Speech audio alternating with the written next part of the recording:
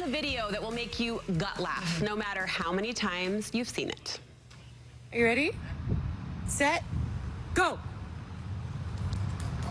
I've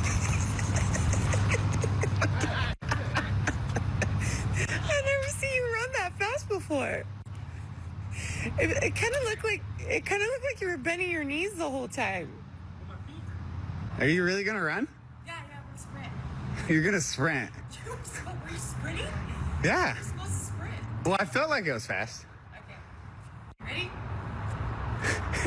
Yeah. Wait, mark. Set.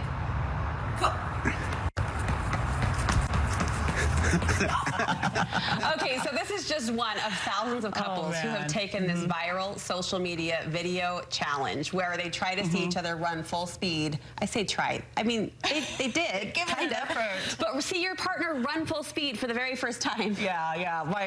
My sister and her husband actually did this when they went to Rome. It was hilarious. But our next guest says that underneath what you see, it's a kind of a vulnerability that we need to see more of in our marriage. We have our therapist, Kristin Hodson, joining us right now. And, you know, we hear that word vulnerability a lot. So why is it so important when it comes to marriages and couples and bonding? Yeah, so playful vulnerability, I think, is a vulnerability that we don't talk about. Like, we think of vulnerability as the raw, the heavy stuff, the hard, the tragic, like opening ourselves up. Yeah. But there is a real vulnerability in being silly and being perceived by people of like, what are you doing, and opening yourself up to that.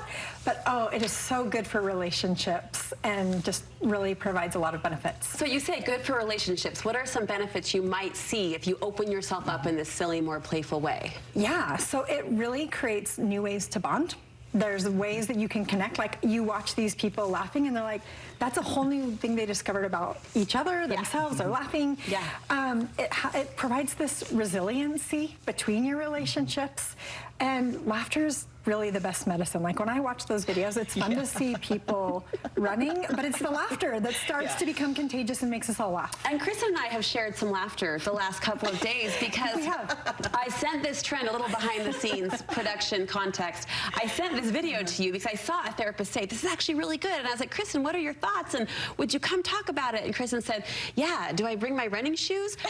Literally, she was willing to run with me full speed. I was excited on for TV. it. Yeah, It just defined your guys' relationship. Where you guys are at right now. It bonded us in new ways. There's even more we can do with each other, because she now knows I'm her yes girl. She is things like that. Do or die, but yet we're sitting here in our heels, so no running will happen.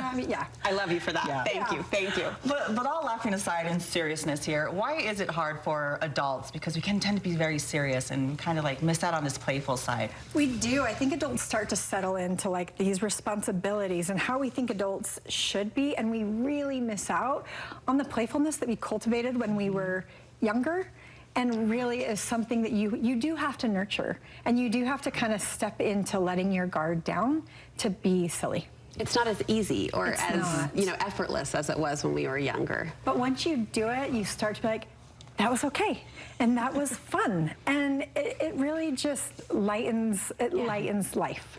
So aside from lacing up your running shoes and giving a full speed sprint on TV or otherwise, what are some other things we might do? Throw out some suggestions. So one of my favorites is actually, it's making sound effects and being like, all right, I want to hear you do your machine gun. I want to hear you do your laser beam. And you might surprise yourself what comes out of your own mouth, but then hearing your friends do it, it is so funny. Going and learning a new skill like dancing, when you're like, that's so out of my wheelhouse.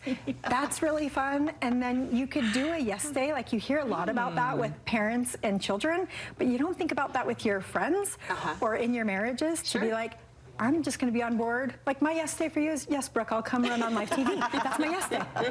So, and for my husband, if I asked him, I'd be on a golf course in 10 seconds flat. Right. Not just driving the cart, but like swinging a club. Yeah. Okay. So it's that. What does it say then if, I'm just thinking of all the things that I make my husband do. Like, he does not like to dance, we'll go to dances and, and he just gives it a good go. But what if you're like finding like total resistance with your partner? What does that say? Or can it be reversed? Can we switch it? Yeah, I think it's just starting to express what it means to you and what it would be, that you're not so much looking at the outcome. Like, you're not looking to have this pro dance partner. You're not looking for the pro golfer. You're looking to share in something that is fun. You're looking to have the play experience. Kids do that really, really well, where they're inviting each other into play all the time and they're having to make compromises and negotiations, and they stretch themselves and discover new things. And as adults, we need to do that too. Super quickly, 20 seconds left, but this surprised me when you said that playfulness and resiliency are connected. They go hand in hand. Yeah, because again, it goes back to it forms these bonds. Yeah. And we know, John Gottman, the studies say that friendship is the core of long-lasting marriages, and play and fun and laughter are at the core of friendship. So there is a resilience and a protective factor to your relationship when you invite play and silliness in. I love it. I need to play horse more with my husband because he's the basketball player. Is that what I want you to do? There you Yes. go. Okay, Challenge good to on the know. table and tell him he doesn't have to do it on live TV. I mean, if he's willing, it's always an option. Where can we go get more advice from you or learn about your counseling Yeah, services? you can go to thehealinggroup.com. All right. Great advice. Thank you, Kristin. Thanks.